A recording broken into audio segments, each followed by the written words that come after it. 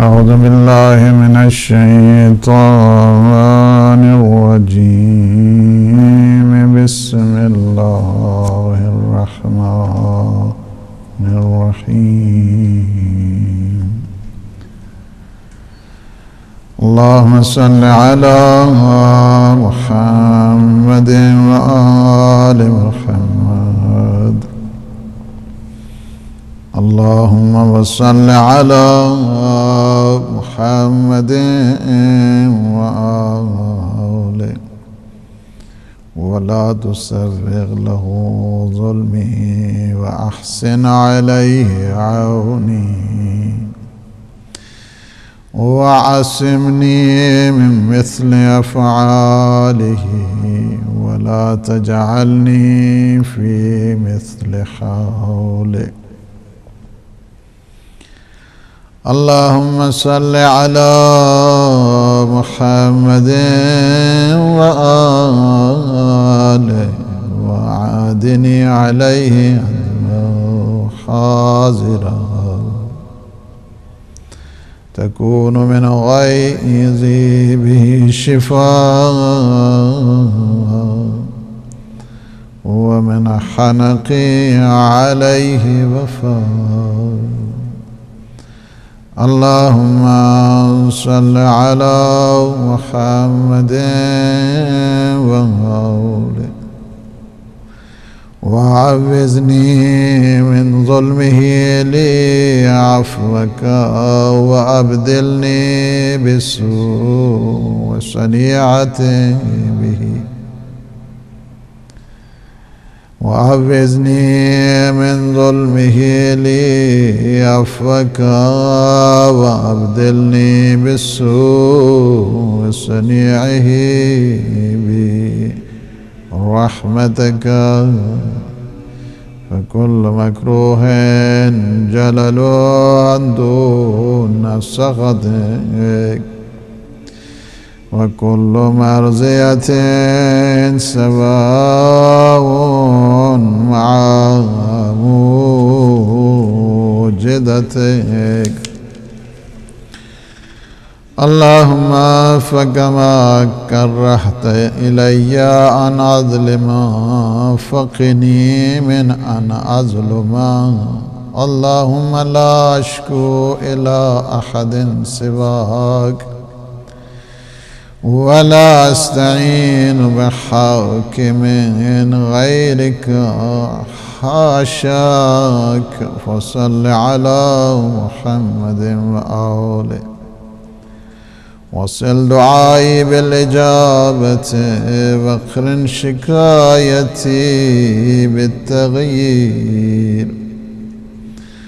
اللهم لا تفتني بالقنوط من إنصافك ولا تفتنه بالأمن من إنكارك فيصر على ظلمي ويحاضرني بحقي وعرفه عما قليل ما وعدت الظالمين وعرفني ما وعدت من إجابة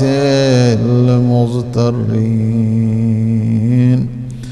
وصلى الله على محمد وآله الطاهرين.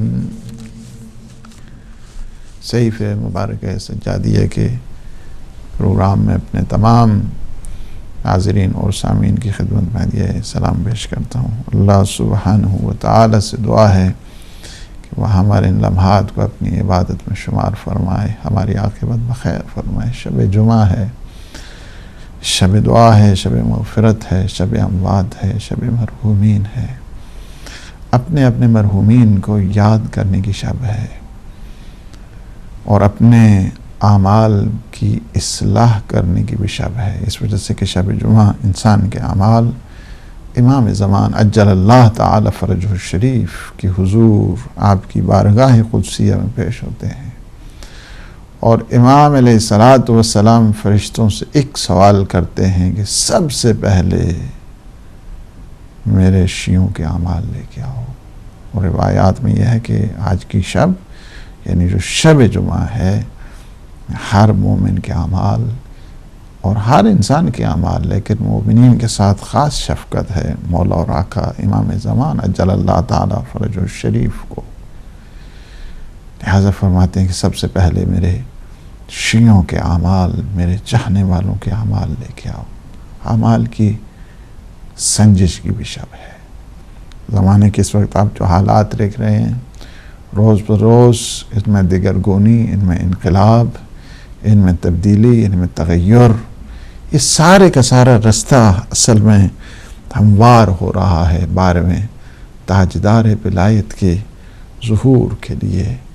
اور ہمیشہ انسان جب دعا کرتا ہے اپنے مولا اور آقا کی ظہور کے لیے، تعجیل ظہور کی جب دعا کرتا ہے، اللہ سبحانہ و تعالی اس کی زندگی کو دراز کرتا ہے. ایک چیز کہ جو انسان کی زندگی کو دراز کرنے کے لیے ہے وہ یہی ہے کہ انسان امام زمان عجل اللہ تعالی فرج الشریف کے تعجیل ظہور کے لیے دعا کرے. اس گورنمنٹ کے لیے کہ جو گورنمنٹ پاک ہے، ایسی گورنمنٹ کہ جس میں نہ کوئی ظلم ہے، نہ بربریت ہے، نہ ستم ہے، نہ حقوق کی خلاف ورزی ہے، بلکہ ہر ایک کی تلاش اس وقت اگر آپ دیکھنا چاہتے ہیں دنیا اس وقت اس جستجو میں ہے کہ کہیں سے عدل مل جائے، لیکن عدل جس کی تلاش میں ہے وہ یوسف زہرا امام زمان عجل اللہ تعالی فرج الشریف کی اس وقت جستجو میں ہے. کل ایک اسپیشل پروگرام 6 بجے انشاءاللہ العزیز اپنے مولا اور آقا کے نام نامی کے ساتھ ہم شروع کر رہے ہیں، اور وہ ہے تو وہی کہ جس کو آپ اچھے طریقے سے جانتے ہیں، لیکن اپنے جتنے بھی دوست احباب، جتنے فیملی ممبرز ہیں، سب کو بتائیں گے. کل کے پروگرام کو بھی دیکھیں، چونکہ آغاز کیا جا رہا ہے پھر سے وہ جو ناصرین ہیں اپنے مولا اور آقا امام زمان عجل اللہ تعالی فرج الشریف کے، لہٰذا خود بھی اس میں شامل ہوں اور اپنے جتنے دوست احباب ہیں ان کو بھی ضرور اس بات کے لیے تاکید کیجیے، چونکہ کل جمعہ بھی ہے، مبارک دن بھی ہے اس لحاظ کے ساتھ. اور پھر جو ناصرین امام زمان ہیں، نصرت کرنے والے ہیں امام زمان عجل اللہ تعالی فرج الشریف کے اس مقدس مشن کا جو سپورٹ کرنے والے ہیں، ان کا تو اجر اللہ کے سوا کون جان سکتا ہے.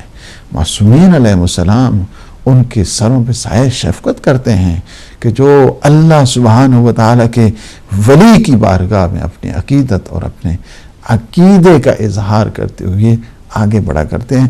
آج ہماری گفتگو وہی گزشتہ جس طرح ہم نے شروع کی وہ ہے سلسلہ 14ویں دعا ہے امام سجاد علیہ الصلوۃ والسلام کی.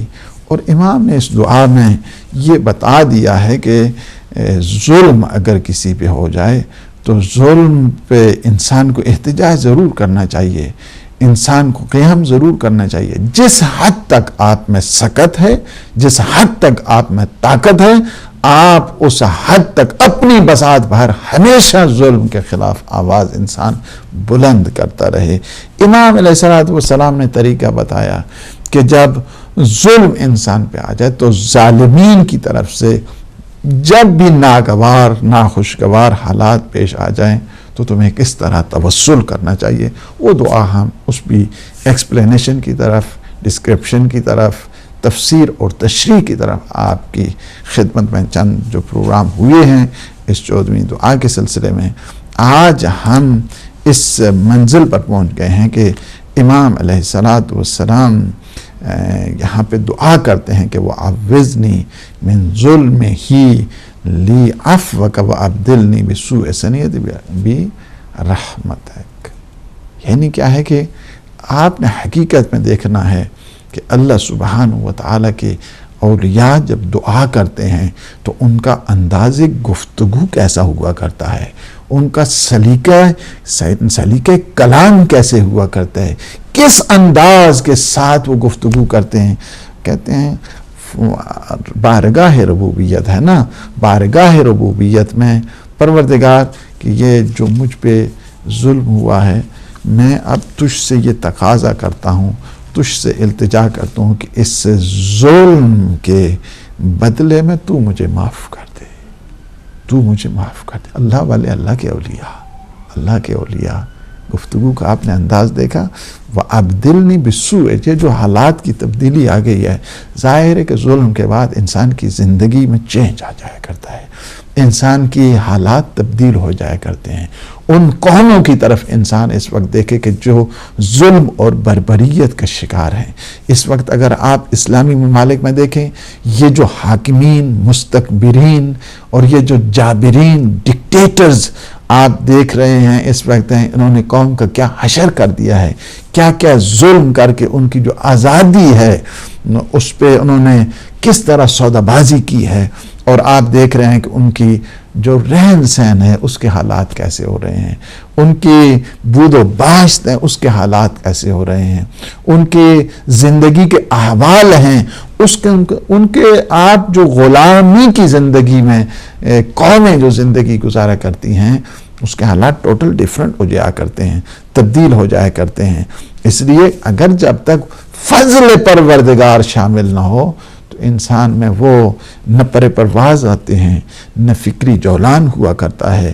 اس لیے کہ پسی ہوئی جو قومیں ہوا کرتی ہیں انہیں زیادہ سے زیادہ اس وقت جو میں سمجھتا ہوں کہ ٹائم ہے، وہ ٹائم وہی صحیفہ سجادیہ والا ٹائم ہے۔ ان دعاؤں کے ذریعے اللہ سبحانہ و تعالیٰ کے توسل کے ذریعے انسان آگے بڑھے تاکہ ان ظالمین، مستکبرین اور جابرین، یہ دنیا کے جو ڈکٹیٹرز ہیں، ان کا مقابلہ کیا جا سکے اور احتجاج اس ظلم کے خلاف۔